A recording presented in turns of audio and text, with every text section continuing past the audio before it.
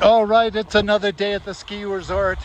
We had maybe 2 inches of new snow for the week and no man-made snow, because remember, they used up all their allotment of water. And let me tell you, things are pretty icy.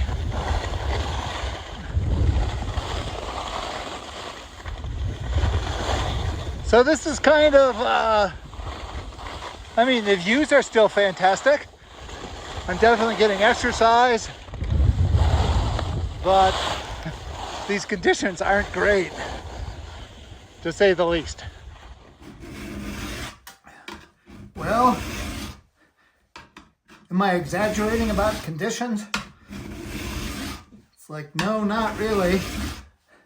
They're bad enough so that I'm actually doing ski maintenance at this point. And it's not that I neglect my skis. I mean, I do maintenance at least once every other decade, whether they need it or not. But, if I'm actually going to enjoy myself in any sense of the word at all skiing this season, I'm going to have to sharpen up these edges until they're like razor blades. Because those ice patches, especially when it's mixed in with decent snow, so you never know when you're going to carve hard or go skinning around. So it's time for a little flat file work. And let me tell you, if you're wondering, why does he ski those stupid little skis? I mean, I bought these things for the backcountry for skiing tight trees and powder. And that also means they've taken plenty of dings with, rocks and trees and submerged logs. So they're kind of hammered. Oh, and talking about ice, you want to throw out a little de-icer, so you don't slip and fall, ruin your ski season, or for that matter, get shot in the face. And truth be told, if you're skiing in the backcountry in real conditions like powder, you really don't need to have super sharp edges. But for these hockey conditions, let's see, am I getting anywhere?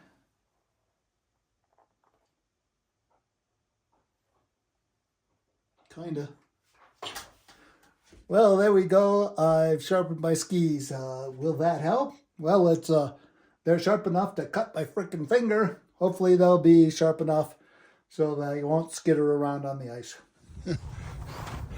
So is the lake frozen enough for kite skiing?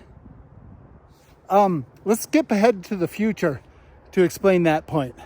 Hold on. So here's future me taking a look at the lake. Is it frozen? Not here. This is the deepest, broadest part, of course. So we have ice where we don't want it. That's at the ski resort. Do we have ice where we want it so we could go kite skiing? No. But hey, wait. Let's go back to the past and see what happened, okay? Alrighty, we're back. So that should answer your question about whether or not the lake's frozen completely. But here on the west side, this has been frozen over for well over a week now. But here's where I'm going to give it a try right here. Why? Because as the water levels receded, this is a mud flat. There is no water underneath this, but there is snow that I can ski on. Let's give it a go.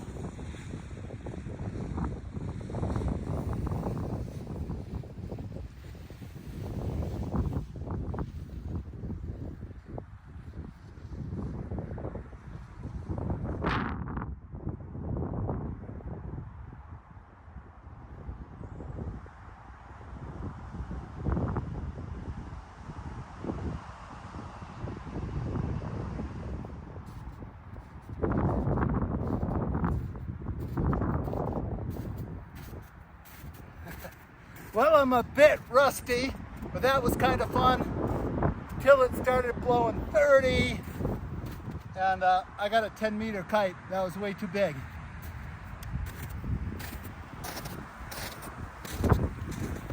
Well, folks, it's back at the ski resort, and it's time to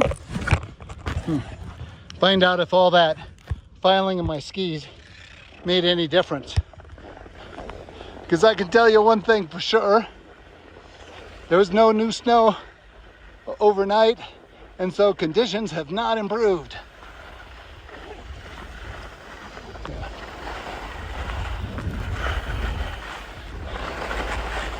Huh. Let's say, I think all that sharpening did help, at least a little bit. So, we're going to be living in a time of ice for a while. And this is the thing about skiing, should be pursued with glee and enthusiasm.